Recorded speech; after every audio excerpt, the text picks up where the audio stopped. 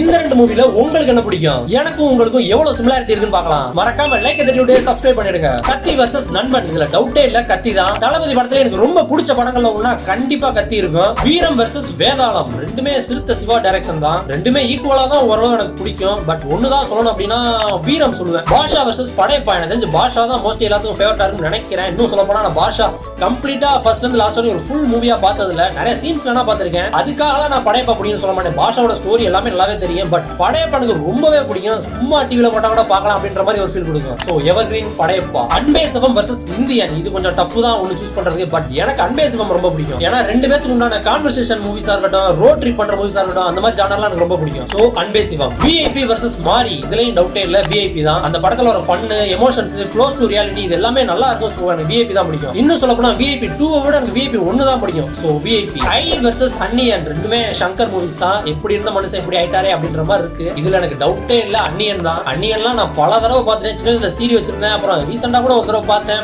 பல தடவை பார்த்தாச்சுங்க. சோ அன்னியன். இந்த ரெண்டு எஸ்கே மூவிஸ்ல உங்களுக்கு என்ன பிடிக்கும்னு கமெண்ட்ல சொல்லுங்க.